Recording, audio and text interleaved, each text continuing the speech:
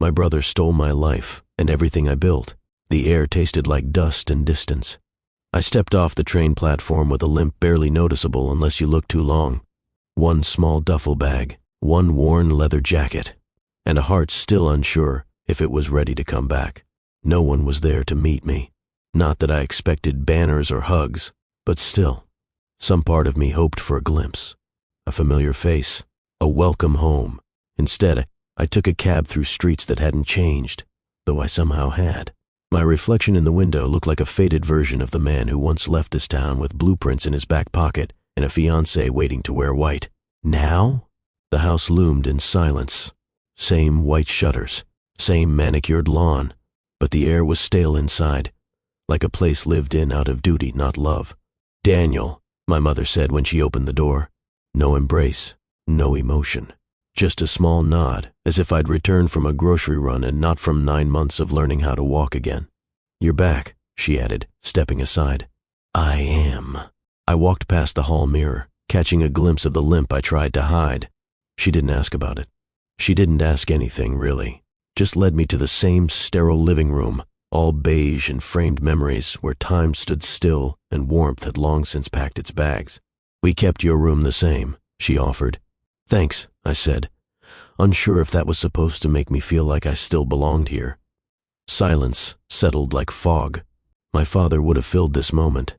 He would have said something sharp, maybe sarcastic. Instead, only his portrait above the mantel remained, watching, stern, disappointed, or maybe just tired. I cleared my throat. "How's the firm?" Her eyes flickered. "Busy. Jacob's taken on more responsibility since you've been away. He's done very well. I bet he has," she added. "He stepped up when we needed someone, as if I'd abandoned them on purpose, as if getting hit by a truck was a scheduled vacation. I stayed the night in my old room. Everything was untouched. My drafting table, my books, even a crumpled sketch of a downtown renovation idea I once wanted to pitch to the mayor. The world had moved forward, but this room was frozen, like a museum exhibit no one visited anymore. The next morning, I went to the firm.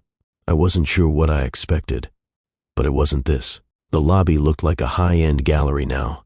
Sleek lines, modern furniture, new logo, Hart and Hart architecture. Not Hart Design Group as it used to be. The name had doubled. The intent behind it was clear. The receptionist didn't recognize me. "I'm Daniel Hart," I said, when she asked if I had an appointment. Her face changed. "Oh, I didn't know you were back. Jacob didn't mention." "Of course he didn't." "Can I go up?" I asked. She hesitated, then nodded. "3rd floor. He's probably in his office." My office. The elevator ride felt like ascending into someone else's dream. The 3rd floor opened to familiar glass walls and familiar furniture, but the art was new. The awards were new. The vibe? All Jacob. He was inside, leaning over blueprints, tie slightly loosened like he'd practiced a look of being casually brilliant. When he saw me, he didn't blink, just gave me a grin like nothing had ever happened. "Danny, look at you. You made it." Apparently, he walked over and hugged me. Too tight, too long, for show. "How's the leg?" he asked, stepping back. "Still attached." He laughed. "Glad to hear it. Seriously, it's good to see you." I looked around. The framed sketches on the wall? Mine. The design of the firm's latest building, the Hartwell Center. My concept, tweaked just enough to be unrecognizable. And then I saw it. A photo on his desk. Him and Haley, bride and groom. Her smile tired, his triumphant. "I didn't realize you two." "Ah." He scratched his neck. "It just sort of happened. After your accident, we reconnected. She needed comfort. I was here. You were, well, dead. Practically." He went on. "She didn't think you'd come back. Honestly, none of us did. You weren't answering, and people have to move on, right?" I said nothing. My hands curled slightly at my sides. Jacob motioned around. "I've kept things going, built on what we started, expanded the client base, even got a feature in architectural now last month. The firm's never been stronger. The firm." He always said we when it came to mistakes, but now it was all his success. I looked him in the eye. I didn't die, Jacob. No, but you were gone, and someone had to step in. Step in, like it was an empty role. A pair of shoes, a life to slip into. He offered me a tight smile. But now that you're here, maybe we can find a place for you. I could use someone with your eye for detail. You'd be great as a senior associate. In the firm I helped build. In the office I designed. Working under my little brother. I nodded. I'll think about it. He seemed relieved, like he'd managed the situation well, like he always does. Later that day I walked the halls again, alone. Past the studio space where I used to mentor interns. Past the boardroom where I pitched the Hartwell concept. Past the photo wall where my name used to hang. Now, it was Jacob's world. Even the conference room bore a plaque, lead architect, Jacob Hart. But what stopped me cold was the last thing I saw. In the hallway, framed under warm lights, hung my old sketch. The original elevation I once drew on a napkin for Haley, a dream home on Oak Hill. Below it, a new engraved plate, designed by Jacob Hart. I stood there a long time, not angry, not broken, just quiet. And then I turned, walked back out, and promised myself one thing. This wasn't the end. This was the demolition phase, and I was just getting started. The garage still smelled like sawdust, old oil, and the ghost of my father. I hadn't stepped in here since the funeral. He kept it more like a personal sanctuary than a workshop. Stacked with neatly labeled boxes, wood shavings on the floor, and his drafting table pushed against the far wall beneath the narrow window. The light came in at an angle, catching dust in the air like floating ash. I came out here looking for an old sketchbook, something to remind me I hadn't always felt this hollow. Instead, I found the past waiting for me in a wooden crate with my initials burned into the side, DH. Inside, faded notebooks, yellowing sketches, a slide rule, some letters bound with string. At the bottom, wrapped in wax paper, was one of my father's journals. I hesitated, then opened it. The handwriting was tight and meticulous, like him. Precise, no wasted motion. March 14th. Jacob submitted the Westgate proposal today. The design looked too familiar, almost a trace-for-trace lift of Daniel's concept from last fall. Coincidence? Maybe, but it worries me. Daniel is focused on execution. Jacob wants credit. I sat down on the wooden stool, journal in hand, the cold from the concrete floor settling into my spine. Page after page, entries about the firm, about me and Jacob. Notes on client meetings, observations, warnings. Daniel's too kind to see what's happening. Jacob manipulates, subtly, but consistently. He resents playing second, even when it's deserved. There was a sketch folded between the pages. I unfolded it with careful fingers. A building unlike anything I'd seen from my father before. Classic lines, balanced massing, modern, but rooted. There was an inscription beneath it in his writing, Heartstone, a foundation for legacy, for sons who build, not steal.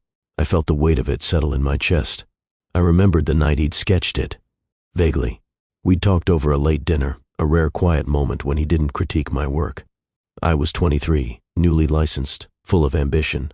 He called me a builder, not just in profession, but in soul. He never showed Jacob this. I flipped back through the journal. The next entry hit like a punch. I worry that if I died tomorrow, Jacob would gut the firm to prove he could run it alone. But Daniel would preserve what matters. He may never know I see it in him, but I do. My throat tightened. How had I forgotten that version of myself? I closed the journal, pressing my hand flat against the cover. So much had been taken, but not this, not what mattered. Later that afternoon, I walked into Birch and Stone, a coffee shop with too many plants and not enough outlets. It hadn't been here before, clearly one of the town's recent attempts to feel modern. I ordered black coffee and took a seat near the window. Then I saw her, a woman at the counter, dark curls pulled into a loose knot, flipping through a color swatch deck while waiting for her drink. Emma Brooks. I hadn't seen her in years, but I recognized the way she tilted her head slightly while reading, like she was listening for the words instead of reading them.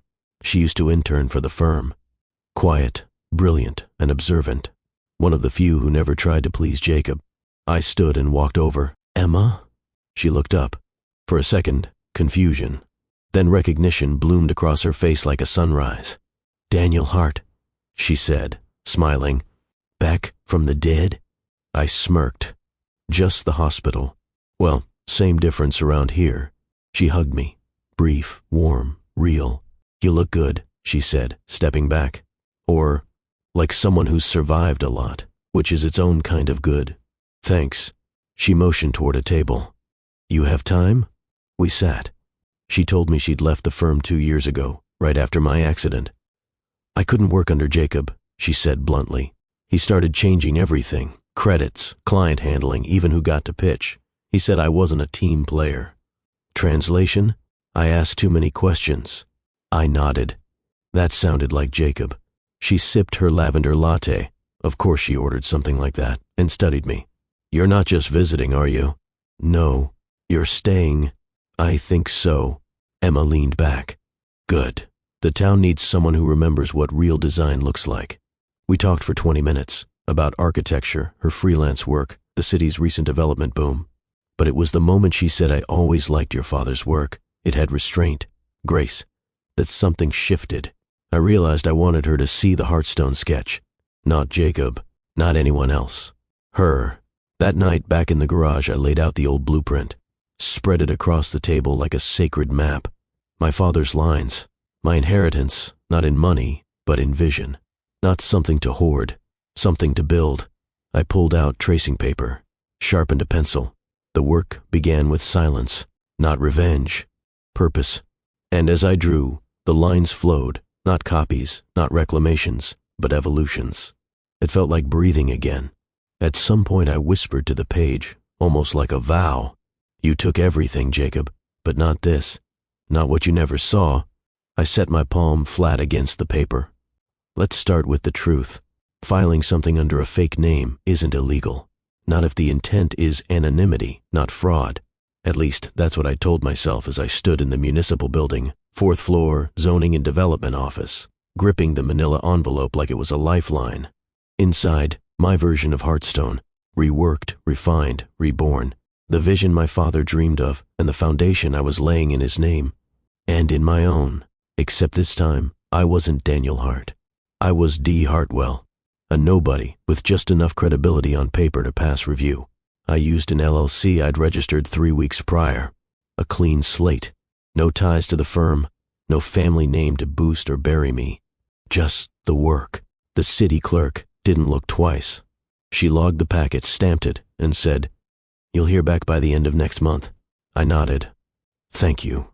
Outside, the air felt thinner, like I'd stepped onto the edge of something dangerous and liberating all at once. Emma's studio was a converted second-floor loft above a boutique bookstore. It smelled like coffee, paint, and eucalyptus. There were blueprints rolled in baskets, swatches pinned to the walls, and light streaming through oversized windows. Her world was color and texture and bold, fearless design. She was on the floor, barefoot, rearranging wood samples when I walked in. Don't move, she said without looking up. The maple and walnut are finally speaking to each other. I grinned and leaned against the door frame. I always knew you were a wood whisperer. She glanced up and smiled. Daniel, you came. I brought peace offerings, I said, holding up 2 paper cups. Black for me. Weird and floral for you. Lavender oat milk? The very one. She took it and sipped. This is dangerously accurate. I set my bag down and pulled out the rolled plans. I want you to see something, I said. Something real. Her brows lifted as I unrolled the sketch across her work table. Is that Heartstone, or at least what it's becoming? She walked around the table slowly, studying the lines like they were alive. This is beautiful, she whispered. Organic but grounded. Sharp where it needs to be. Soft where it could collapse. It feels like breathing. I didn't speak, just watched her absorb it. After a long moment, she looked up. This isn't about Jacob, is it? I blinked. What? This. She gestured to the plans. You're not doing this to get back at him. I opened my mouth to respond, some reflexive protest, but she cut me off gently. I don't think you are, she continued. I think you just want to feel like yourself again. Like a builder, not a survivor. I let out a breath I didn't realize I'd been holding. You're right, I said. But maybe a little part of me wants him to know what he missed. Wanting to be seen doesn't make you vengeful, she said. It makes you human. That evening, we walked through the old park downtown, the one with the rusting iron archway and the fountain that never quite worked. It had been our family picnic place growing up, Now, it was mostly empty, a place for runners and late-night dog walks. We sat on a bench under a massive oak, paper coffee cups in hand. "You know what I always admired about you?" she said. "Please, flatter me. You never talked like a salesman. You let your work speak for itself." I chuckled. "And that got me real far." "No," she said seriously. "It did. You just didn't have the right people listening." I watched a leaf drift down onto the gravel path. "Jacob's submitting a project to the same tender," I said quietly. She turned to me. "You're sure?" I saw the mock-ups on his desk, flashy, big on visuals, low on structure. He's pitching for the attention grab. "Are you worried?" "No," I said honestly. "Not anymore." She nodded, then nudged my shoulder. "You know," she said, "you've got that look again." "What look?" "That spark, that tiny fire behind your eyes that says you're up to something brilliant." I smirked. "So you're saying I'm no longer a ghost?" She smiled. "No. You're still haunted, but you're building your way out of it." Because in that moment, surrounded by the stillness of the park, the warmth of her beside me, and the plan I was carrying like a heartbeat, I finally felt something I hadn't in a long time. Ready. The auditorium was packed with city officials, local developers, press, and people who pretended to care about community-first design. Most of them were here for the spectacle, not the substance. But I was here for something else. Closure. The finalists for the municipal development tender were narrowed down to 3. One belonged to a well-known firm from the city. One was Jacob's. The last, mine. Or rather, D. Hartwell's. I stood at the back, near the double doors. Emma was beside me, her fingers tapping lightly against her notebook. She'd seen my presentation the night before, helped me trim it down to its essentials: clarity, story, strength. Jacob's proposal was all light shows and digital renderings. He used buzzwords like visionary and transformational without backing them up. People clapped. Some even nodded with admiration, but I could tell the foundation was paper thin. Then came the final announcement. And the selected project for the riverfront revitalization will be Heartstone, submitted by D. Hartwell. There was a beat of silence, the kind that feels like thunder held in the lungs, and then polite applause. Across the room, Jacob's face darkened. He stood slowly, clapping with a tight smile, but his eyes were scanning the crowd, searching. He didn't know it was me, not yet. Emma leaned in and whispered, "You okay?" I nodded. "Better than I've been in years." Later that night, I passed to Jacob's house on the way to my motel. I hadn't meant to. The old streets loop in circles, and this one led me past the house I once designed for a life I never got to live. The lights were on inside, spilling from the giant bay windows onto the perfect lawn, the same lawn I once imagined teaching my future kids to play catch on. Through the glass, I saw him pacing, and then I saw her. Haley. She stood in the kitchen, arms folded, face pale. I shouldn't have stopped, but I did. Jacob turned sharply, shouting something I couldn't hear. She didn't flinch, just stared. There was no anger in her, only emptiness, like a person finally realizing the life she was living had no heartbeat. I moved on before they noticed me. Downtown, the streets were quiet, only the occasional car passing. I took the long way to clear my head, to walk off the storm still humming in my bones. That's when I saw her again. Haley, sitting on a bench outside an all-night bakery, coat wrapped around her like armor, hair falling across her eyes. She looked up as I approached. "Daniel," she said softly. I stopped. "Haley, I didn't expect to see you." "You mean tonight, or ever?" She flinched, just slightly. "I didn't know," she said. "I didn't know you were alive for months. Jacob told me they weren't sure you'd make it." "And when you found out I had?" I asked. Her voice caught. "He said you didn't want contact, that you were angry, that you'd shut everyone out." I nodded slowly. "He told you what you needed to hear to stay." She didn't deny it. "I saw the design," she said. "Heartstone. That was always yours, wasn't it?" I didn't answer. I didn't need to. She swallowed. "Jacob's unraveling. He can't handle this. He said you were going to take everything." "I'm not taking anything," I said, calm and cool. "I'm rebuilding what he tried to erase." Haley looked at me then, really looked. "I don't think I ever stopped loving the version of you I first met," she whispered. I let that hang in the air for a moment, then said, "You made your choice, Haley, and I've made mine." She nodded slowly, eyes shimmering. "I'm sorry." I didn't respond.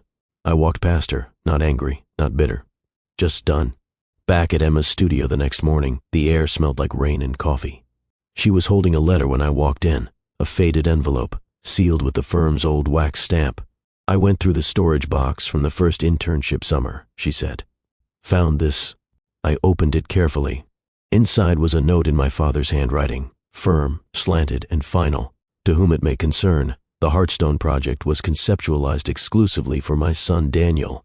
It represents his clarity of vision, discipline, and future leadership. Should anything happen to me, I entrust its execution solely to him. Harold Hart."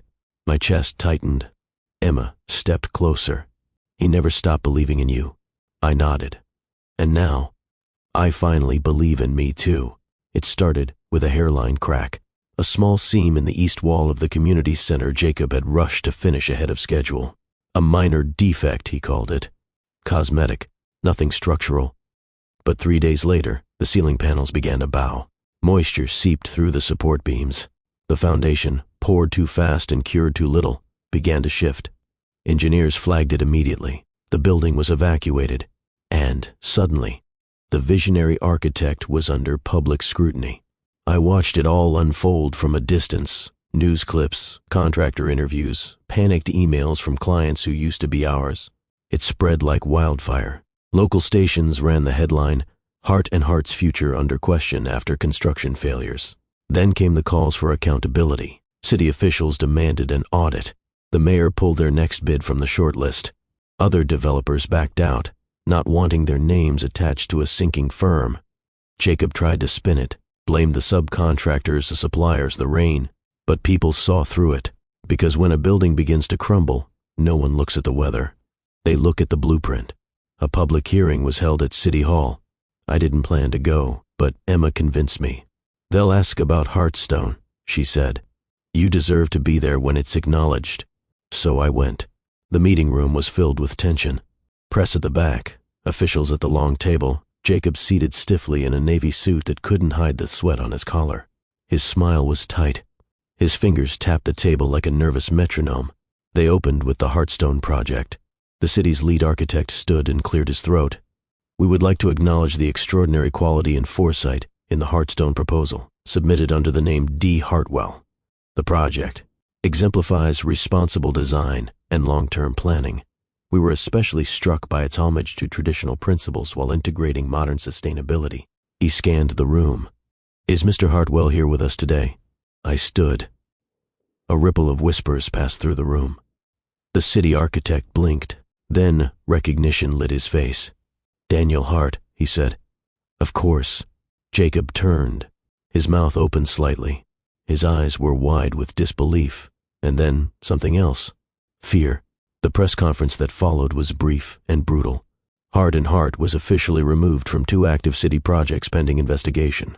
Private clients issued public statements about reevaluating commitments. One firm even threatened legal action for design negligence.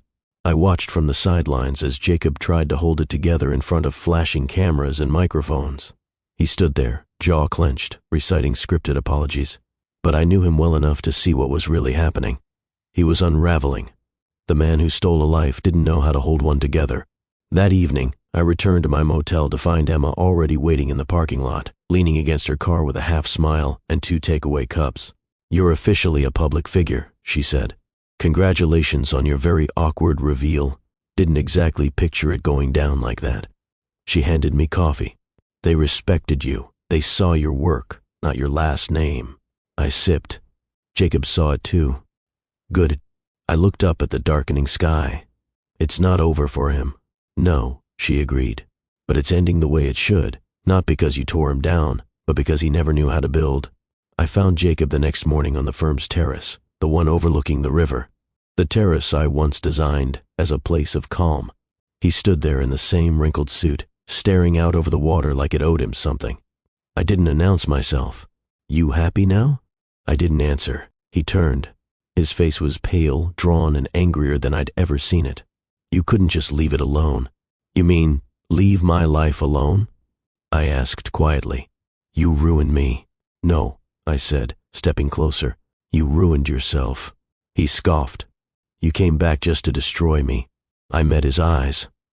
Calm, unflinching. No, Jacob. I came back to rebuild what you tried to bury. And I did. He laughed, bitter and broken. You think you've won? This isn't a game, I said. It never was. But if it were, maybe you should have learned the rules before stealing someone else's board. He clenched his fists. You always thought you were better than me. No, I said, turning to leave. I just never needed to pretend. And then I walked away. Not victorious, not vindictive, just whole. Because for the first time in years, I wasn't haunted by what I'd lost. I was standing in what I'd built. The sign on the glass door read, Hart and Brooks Studio Design with Roots. Vision with soul. It wasn't a big office. Just 2 rooms, a shared drafting space, and a break corner with too much tea and not enough sugar. The walls were lined with sketches clipped onto corkboard, some finished, some still breathing. Plants hung in the windows. Light spilled across hardwood floors. And for the first time in years, it felt like mine. Ours. Emma glanced up from her desk, pencil behind her ear, her sleeves rolled high. City called again, she said. They want you to speak at the Preservation Summit next month. Theme is Architecture with Memory. Fitting, don't you think?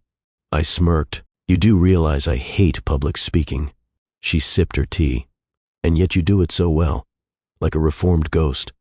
I leaned against the doorframe. We still on for the Heartstone walk-through? She nodded. Cars out front. I even brought a ribbon. The cemetery was quiet, washed in warm morning sun. I hadn't been back since the funeral. His stone was simple. Gray slate, serif letters, a carving of an oak tree just above his name. Harold Hart Builder. Father. Quiet force. I knelt down, brushing dry leaves from the base of the marker. I finally finished it, I said softly. Heartstone. They awarded it last week. Said it captured the spirit of permanence, whatever that means. I paused, and I didn't put my name on it until the end. Just like you taught me. A bird called from the tree behind me. I stood, resting a hand against the cool stone. Now everything's where it's supposed to be. Then I turned and walked away, light in my chest instead of weight. The grand opening of Heartstone wasn't grand by design. No velvet rope, no fireworks, just clean lines, wide doors, thoughtful spaces. The community center stood like it had always been meant to be there, part of the town, not above it. Inside, skylights washed the atrium in gold. Brick met wood, met light in a conversation of textures. It smelled like cedar and promise. People wandered the halls with quiet awe. City officials shook my hand. Clients asked about future work. A reporter cornered me for a quote, and I said simply, we wanted to build something that wouldn't just be seen, but felt. Emma grinned at that one.